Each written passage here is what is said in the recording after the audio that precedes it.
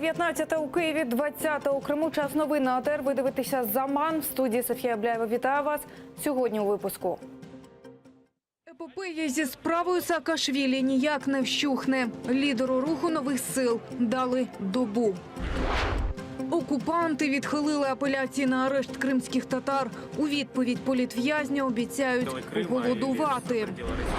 Вбивства, зникнення і тортури. Прокуратура суду в Гаазі зафіксувала злочини, скоєні Росією під час анексії Криму. Втікач з-під варти. Такий статус Саакашвілі отримав після втечі з мікроавтобусу з правоохоронцями. Про це заявив генпрокурор Юрій Луценко з трибуни Верховної Ради. Крім того, він повідомив нардепам, що підозрює колишнього очільника Одеської області в отриманні $500 000 на акції протесту від поплічника Януковича, бізнесмена-втікача Курченка. А вранці Саакашвілі озвучили підозру у сприянні поваленню державного режиму та мали його затримати. Про що ще генпрокурор понад годину розказував народним обранцям, знає наша Олена Стецюк. Вона наживо з нами з Верховної Ради. Олена, тобі слово. Добрий вечір, колего. Українські спецслужби запобігли руській зимі. Про це заявив сьогодні генеральний прокурор України Юрій Луценко, який виступав сьогодні перед народними депутатами на вечірньому засіданні Верховної Ради. За його словами, він дає 24 години протестувальникам, які зібралися тут на площі Конституції перед Верховною Радою, аби вони усвідомили ситуацію, яка склалася. Крім того, за словами Юрія Луценка, завтра о 9 годині Михайла Саакашвілі чекають на слідчі дії. Як відомо, йому закидають отримання грошей від поплічників Януковича, зокрема від Сергія Курченка. Гроші – це $500 000 на організацію акцій протесту. Ба більше, не лише акцій, а повалення влади в Україні. Прошу пряму мову Юрія Луценка.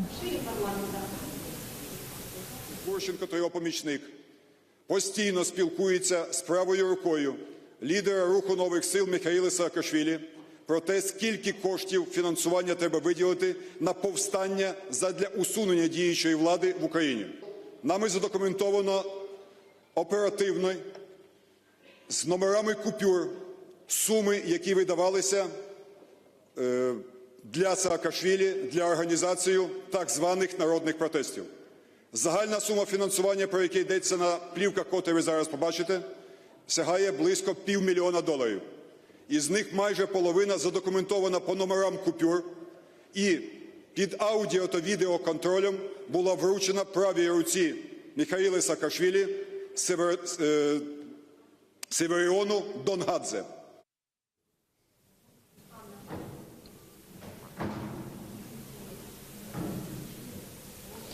Крім того, Юрій Луценко продемонстрував народним депутатам аудіо, де чутно, як спілкується права рука Михайла Саакашвілі, а також помічник Сергія Курченка.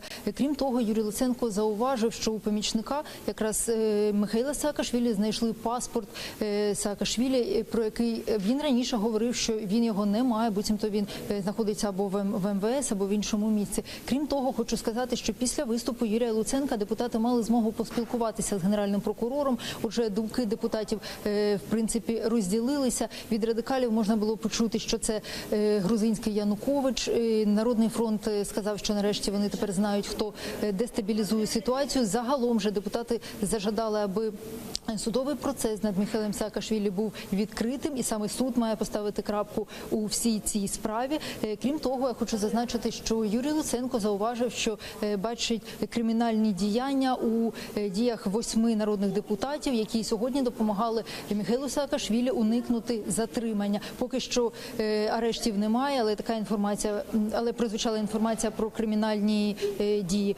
Крім того, хочу сказати, що у залі сесійній мали виступити представники антикорупційних органів. Йшлося про НАБУ, спеціалізовану антикорупційну прокуратуру, а також СБУ. Ми бачили, що прибули сюди заступник голови Служби безпеки України, а також заступник голови спеціалізованої антикорупційної прокуратури. Натомість часу не вистачило, вони так і пішли ні з чим. Отже, це на цьому засідання Верховної Ради закінчилося. Прибічники Саакашвілі ще перебувають під Верховною Радою. Поки що це вся інформація, колего. Дякуємо. Це була наша Олена Стецюк. Вона перебуває у Верховній Раді та розказала нам про виступ генпрокурора Юрія Луценка перед народними обранцями.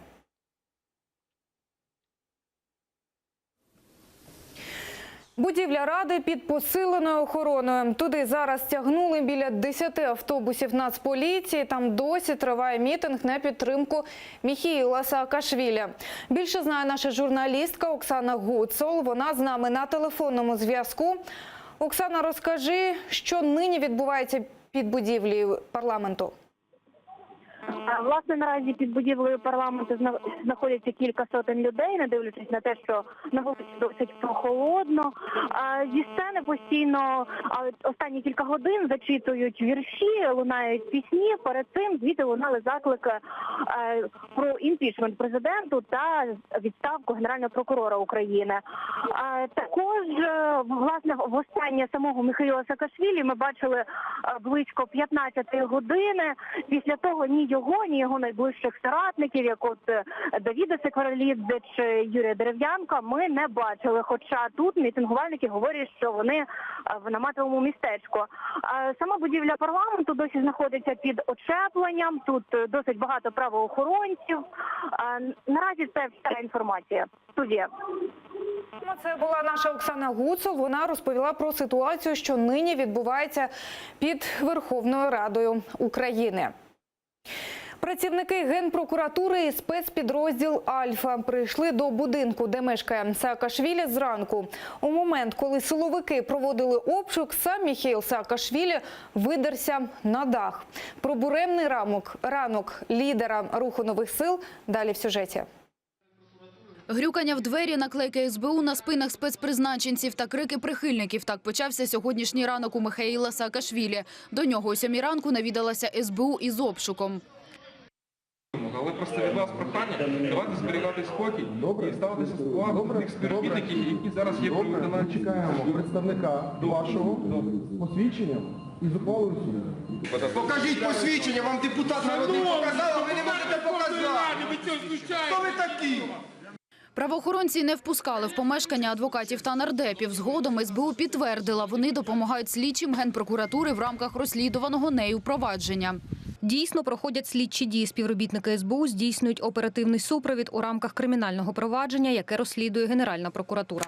Сам Саакашвілі видерся на дах будинку та навіть погрожував звідти кинутися вниз. Зрештою, правоохоронці затримали Саакашвілі та вивели з даху будинку. Коли його затримували, прихильники лідера Руху нових сил заблокували автомобіль, в якому знаходився Саакашвілі. Генеральний прокурор Юрій Луценко на терміновому брифінгу пояснив, Саакашвілі підозрюють у спробі повалення державного ладу. Як доказ оприлюднив запис начебто розмови екс-президента Грузії Міхеїла Саакашвілі з довіреною особою Януковича Сергієм Курченком, який наразі переховується в Росії. У меня в Украине есть бизнес-интересы, у меня есть финансовые ресурсы, у меня есть возможность в России заходить в разные кабинеты. Я заинтересован в том, чтобы построить с вами какую-то такую историю длинную. Возможно такое развитие событий? Я думаю, что надо просто вам с нашим другом поговорить на эту тему. В принципе, это отдельный разговор, и надо поговорить, обсудить с ним. Луценко підкреслив, що Саакашвілі та Курченко начебто домовлялися про співпрацю. У слідства є дані про передачу олігархам людям Міхеїла Саакашвілі $500 000. Він нібито вирішив спонсорувати лідера Руху нових сил в обмін на повернення активів, які втратив після втечі в Москву. Вчора було прийнято рішення про затримання Міхеїла Саакашвілі для проведення з ним слідчих дій і вручення підозри. Будь-який політик України, який встановлює задля власної політичної мети контакти із Януковичем та його оточенням, перестає бути політиком. Він переходить в стан підозрюваних по кримінальному провадженню. У мікроавтобусі Саакашвілі просидів близько 4 годин. О 1:45 активісти розбили вікна і витягнули його з задніх дверей автомобілю. Звільнений Міхеїл Саакашвілі виступив з гучномовцем і рушив до парламенту. На площі Конституції він назвав нахабною брехнею співробітництво із Курченком і Януковичем. Саакашвілі вимагає відставки генпрокурора і голови СБУ, а також імпічменту президента України.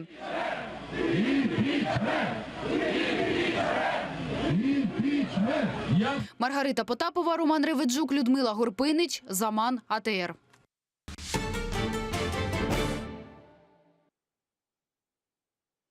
Окупанти відхилили апеляцію на арешт кримським татарам. Мова йде про фігурантів так званої справи про вимагання грошей Асана Чапуха та Кязіма Аметова. Їх залишили під вартою. Захист просив домашній арешт, зокрема через стан здоров'я підзахисних. На знак протесту Асан Чапух оголосив голодування. Люди прийшли підтримати фігурантів так званої справи про вимагання грошей у громадянина Туреччини. На суді були рідні Асана Чапуха. Його дружина Асія каже, з моменту затримання з чоловіком не бачилась, жодного разу йому не дали помитися. В камерах дышать нечем. Жалобы, конечно, у него вот это вот на грибок, там, на сырость, и личные вещи, гигиены, то, что передавали, там, полотенце, все это нельзя. Со дня содержания 23-го вот, до сих пор еще ни разу его ни в душ не водили. В обхід російському закону на засідання суддя заборонила вести відео та аудіозапис. Адвокат Асана Чапуха Айдер Азаматов просив суд перевести підзахисного під домашній арешт, мотивуючи тим, що у нього слабкий стан здоров'я, скаче тиск, він похилого віку і в СІЗО нелюдські умови. Ці доводи суд відхилив, в знак протесту Чапух оголосив голодування. Я буду отговаривать вообще-то, это не для его возраста это уже. Но, по-моему, бесполезно с ним. Если он решил, то, скорее всего, это так и будет. Просили суд изменить ему меру пресечения ввиду того, что он пожилого возраста, выезду за пределы Крыма или за пределы Российской Федерации со стороны органов предварительного следствия не было предоставлено. Однако суд никак не отреагировал. Із запізненням на годину окупаційний суд почав розглядати апеляцію захисту Кязіма Аметова. Еміль Курбєдінов надав суду документи, що підтверджують, у Аметова є житло, де він може перебувати під домашнім арештом. Він одружений, у нього є 3 дітей, одна з них неповнолітня. Донька Кязіма Аметова Начіє на наступне засідання буде вимагати перекладача. Передала через адвоката, чтобы он обязательно просил для себя переводчика, так как он все термины юридические не понимает до конца, поэтому иногда теряется. Вот. Есть возможность ему сейчас передавать передачки, но увидеться, я так понимаю, что возможности пока нет с ним. Да, возможности пока видеться нет, можно передавать передачи, не все принимает. Я верю в то, что он сильный, что он совсем справится, не будет принимать это близко к сердцу. Такая мера пресечения, как арест и содержание в СИЗО, это не что иное, как просто давление на человека, которого это государство преследует.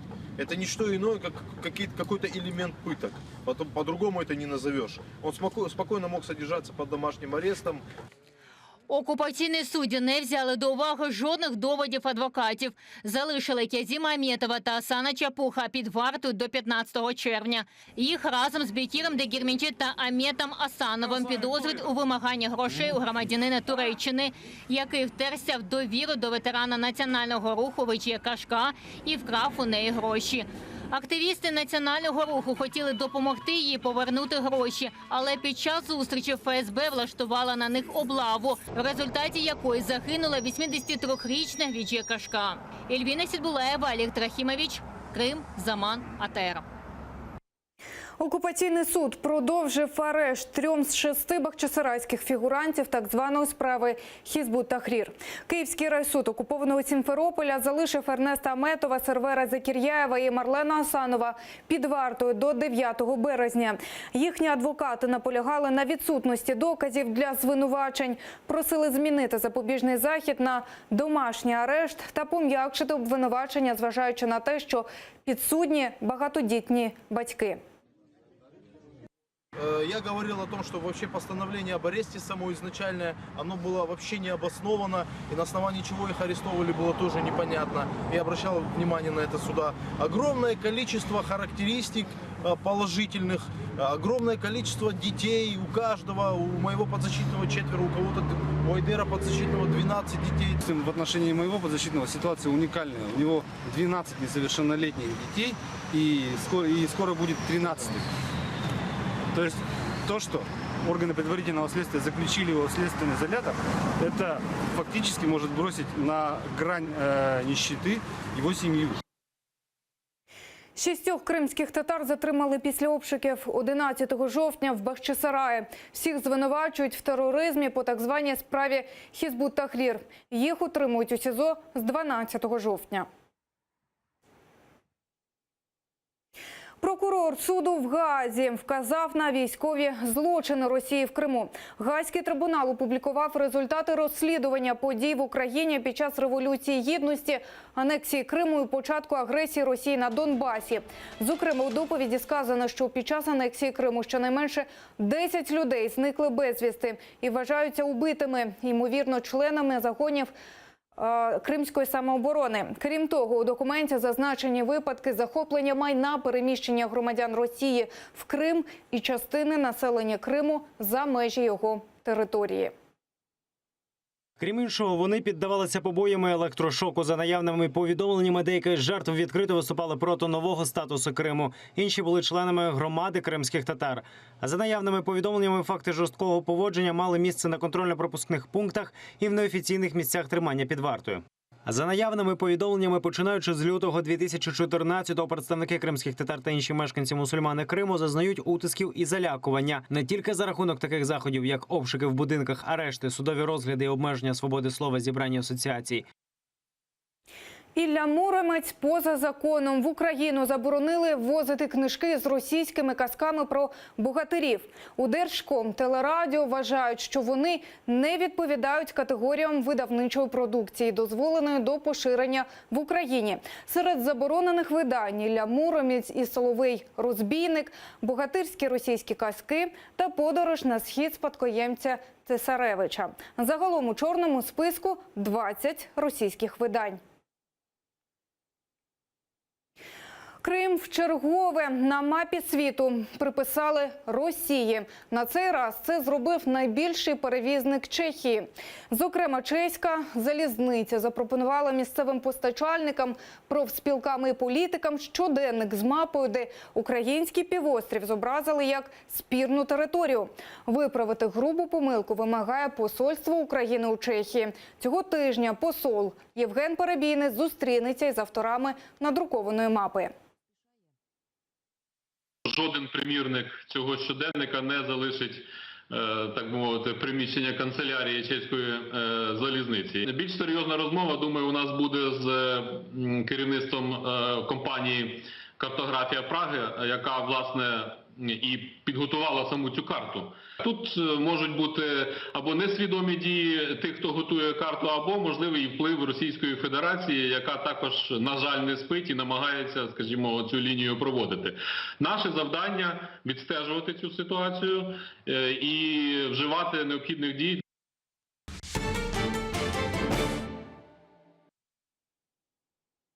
У Швейцарії вирішується доля російської олімпійської збірної. Міжнародний олімпійський комітет має остаточно визначитися, чи допустити Росію до зимових ігор 2018 у Південній Кореї. Питання дискваліфікації російських спортсменів виникло через допінговий скандал.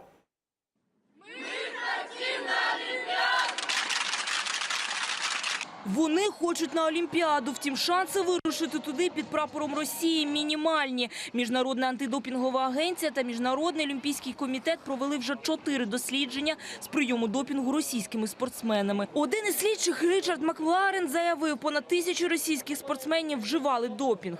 Результати лабораторних досліджень, які були надані нашими інформаторами, виявили, що з 2011 до 2015 понад 1000 російських атлетів зимових літніх видів спорту та паралімпійців приймали заборонені препарати. 22 атлети, які отримали медалі на Олімпіаді в Сочі, тепер вимушені повернути їх. Їх позбавили титулу переможців та відсторонили від змагань довічно. Таке рішення ухвалив функціонер МОК Денис Освальд, який займався розслідуванням заміни проб на допінгу під час Олімпіади в Сочі 2014 року. Він виявив численні підміни результатів аналізів. Тож тепер червону картку можуть отримати всі російські спортсмени. Можу сказати, що ця ситуація, в принципі, для всієї Росії дуже обідна, дуже неприємна. Ще одне розслідування провів Самуель Шмідт. Він представив свою доповідь сьогодні на закритому засіданні МОК в Лозанні. Шмідт розслідував, чи існує в Росії державна підтримка маніпуляцій забороненими препаратами. Голова МОК оголосить результати цього розслідування пізно увечері. Я сподіваюся, ми пролємо трохи світла на цю всю темну ситуацію. Одним із інформаторів Міжнародної антидопінгової агенції є Григорій Родченко. Він очолював московську лабораторію. Родченко втік з Росії і розповів все, що спортсменів заміняли офіцери ФСБ. А ще урядовці його змушували у 2014-му попсувати результати антидопінгових проб українських біатлоністок, аби їх зняли з перегонів. Тим часом офіційна Москва повністю спростовує звинувачення в державній підтримці фальсифікацій в спорті. В этом есть определенный, в общем, вполне очевидный замысел. Потому что спорт любят, за наших спортсменов болеют. Если взять и отрезать наших спортсменов, естественно, это вызывает у нас, у всех чувство разочарования. В останні дні низка світових спортивних видань з посиланням на інсайдерську інформацію повідомили, що російським спортсменам, які не були задіяні в скандалі з допінгом, дозволять взяти участь в Олімпіаді в Пхьончхані. Однак в Південну Корею вони мусять приїхати під нейтральним прапором, наприклад, олімпійським, виступати у білій формі. Напередодні президентських виборів Росії в 2018 році це стане особливим подарунком Володимиру Путіну, вважають російські опозиціонери. Людмила Іванова, Заман, АТР. Наразі це всі новини. Аби знати більше, дивіться наступний випуск «Заман» менш ніж за годину. Будьте з АТР.